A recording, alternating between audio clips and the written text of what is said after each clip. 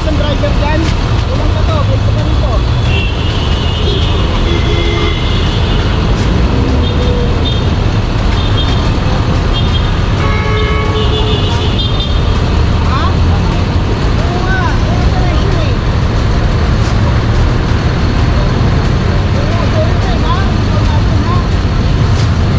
Regulated kasi yung tricycle sa Quezon City. Ang allowed lang is yung may TODA tsaka yung may utility permit. Ngayon, once na ma-check po kayo ng operation na wala kayong prangkisa, mga permit, subject for impoundment yun.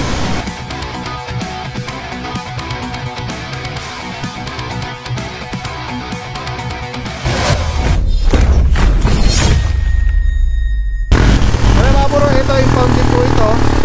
At nakiusap lang si bossing na ito-drop lang doon sa may kanto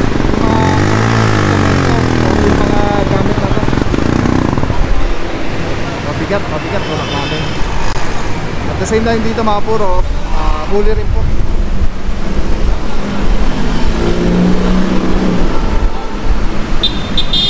Ako, ayan na si Enteng.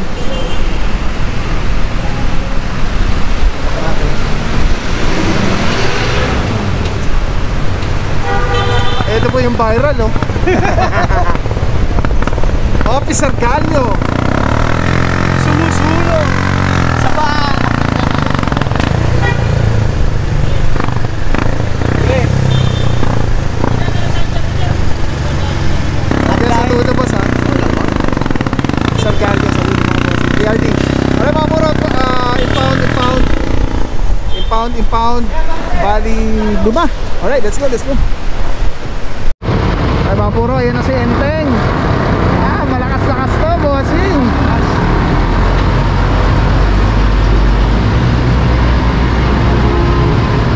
Ay mga puro, mukhang sisilong muna tayo. Malakas ang ano na ito, bagsak na ito.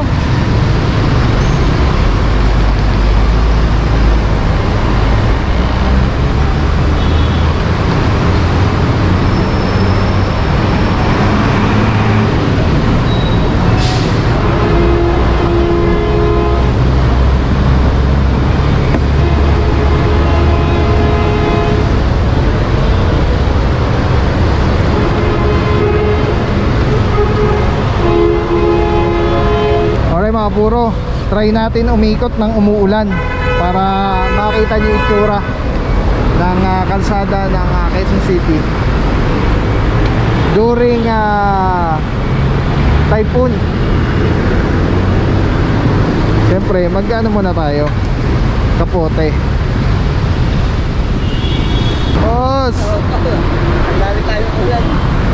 Mabigat, oh. Dumaan lang, ayan, liwanag, oh.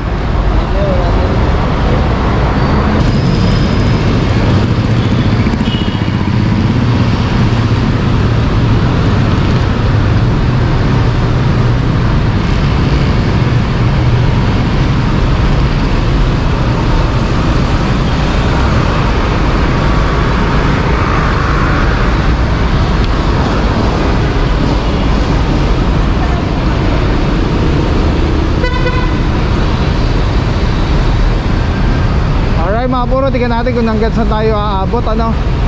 Iikot lang tayo, papasyal tayo. So dahil nandito na tayo sa Balintawak, try nating mag monumento. Ayan, matagal na rin tayo hindi nakakapasyal ng ano, ng Caloocan, ano. Tara. Alright mga puro, itong mga tricycle, diretso po niyan Manila Sidling. Impounding po ng mga tricycle dito sa Quezon City. At yung impounding notice na binibigay po dun sa mga driver, nandun po yung detalye kung saan dadalhin yung kanilang tricycle, at ano mga kailangan, at ano yung kanilang violation.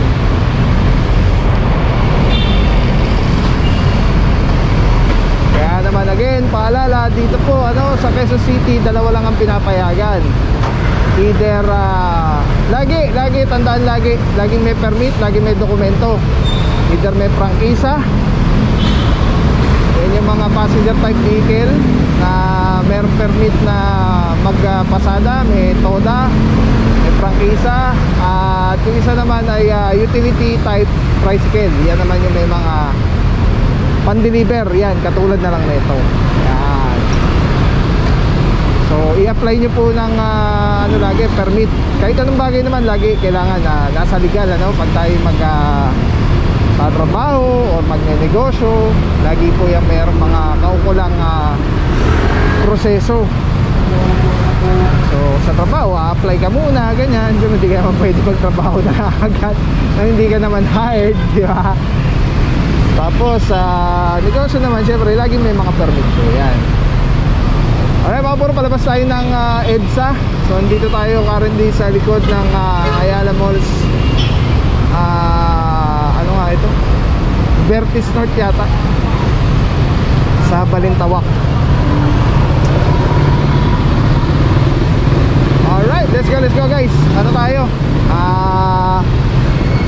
Pasal vlog tayo para makita nyo lang itsura ngayong gantong enteng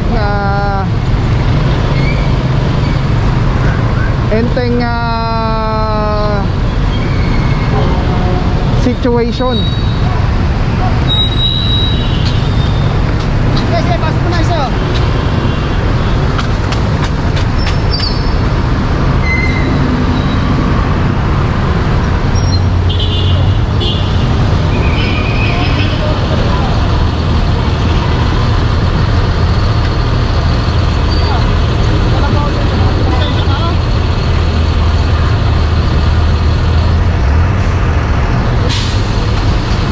Police, meron ka pa isang driver dyan. Ulang ka to, bulsa ka rito.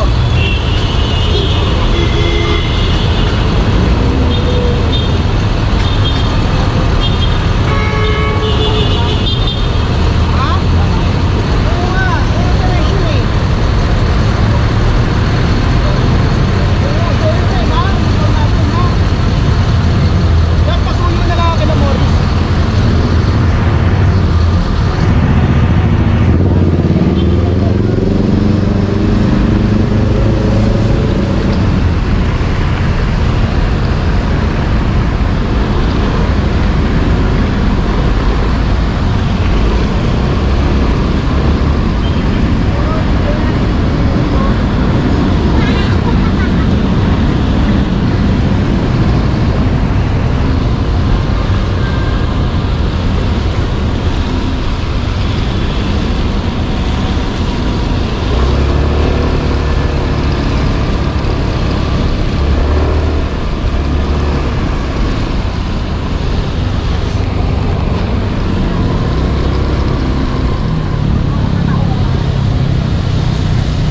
Wala na sila.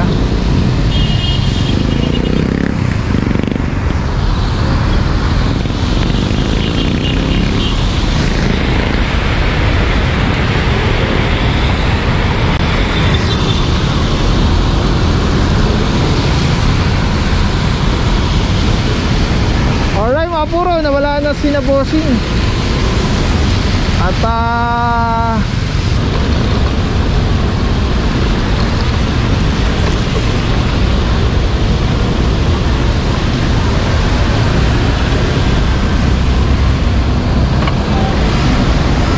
boss, may pinara si Sir Romero doon sa baba. Ano? May pinara. Oh, boss, meron. Sabi sa akin, puntahan ko daw kayo eh.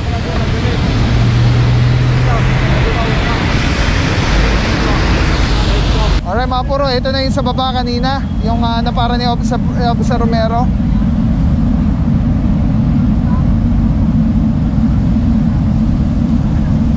Subject for impound na rin po.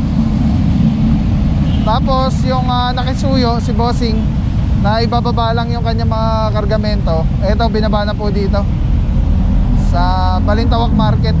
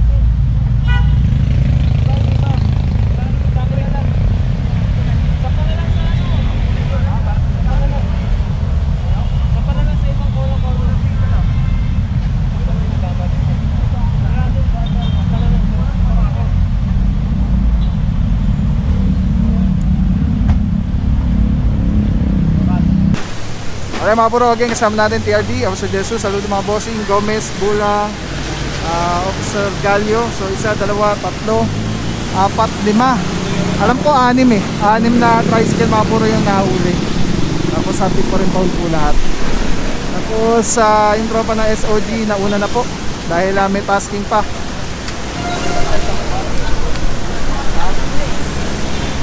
Mga puro, kuha lang tayo ng panayam sa team leader natin ngayong araw na to, Officer Gomez. Alright, yeah, mga puro, kasama natin, team leader natin, Officer De La Cruz. Saludo mga bossing TRD, God bless mga boss. Boss, kamusta yung clearing operation na kinandak natin today, boss? Okay naman. Okay na, may impound kami sa dalawa, tatlo, apat, lima. Lima yung impound namin. Mga kolorum. Boss, ano lang, one message lang sa mga Q citizen or yung mga taga-ibang lungsod na possible bumaybay ng mga naka-tricycle dito sa Quezon City, boss. Okay, dito kasi sa Quezon City, regulated kasi yung tricycle sa Quezon City. Ang allowed lang is yung may TODA tsaka yung may utility permit. Ngayon, once na ma-tempo kayo ng operation na wala kayong prangkisa, mga permit, subject for impoundment yun. Sir, ano po ba yung mga ano nila, yung kailangan nila? Ano ba, saan ba sila pupunta kung mag-apply sila ng permit, ng prangkisa, ganyan? Sa utility permit, pwede silang pumunta sa opisina. Merong may list ng requirements doon. Kung ma-comply nila yun, pwede sila ma-issue ng utility permit. POS building sa may Kalayaan. Alright. Kalayaan, Quezon City Hall. Alright, thank you so much, Officer De La Cruz. Saludo mga bossing, God bless po. TRD. Alright, mga puro na, again, paalala. Isa, dalawa, tatlo, apat, lima. Limang tricycle, paalala. Dalawa lang po ang pinapayagan dito sa Quezon City. Passenger type, yung may prangkisa, at utility type, merong utility permit. Anim yung nataw natin yan. Thank you, Officer Gallo. At yun na nga, pag dito po kayo nabaybay, tapos meron kayong tricycle, tapos wala kayong utility permit, baklasin nyo na lang po yung tricycle para gawin yung private na motorsiklo. Alright, let's go guys. Dito na lang po muna. Andabay lang po.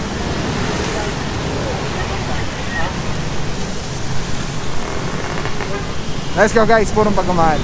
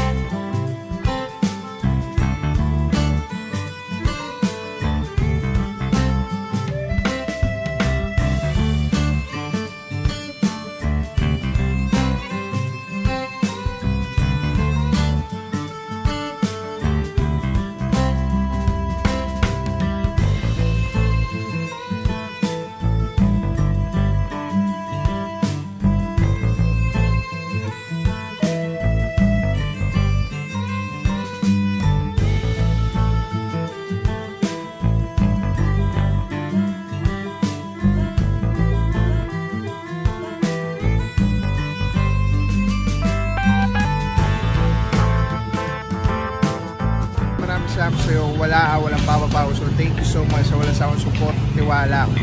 Wala akong masabi kundi thank you so much. Thank you sa Panginoon at ingat kayo palagi. Again, kung wala akong nagpapapaw, so thank you so much.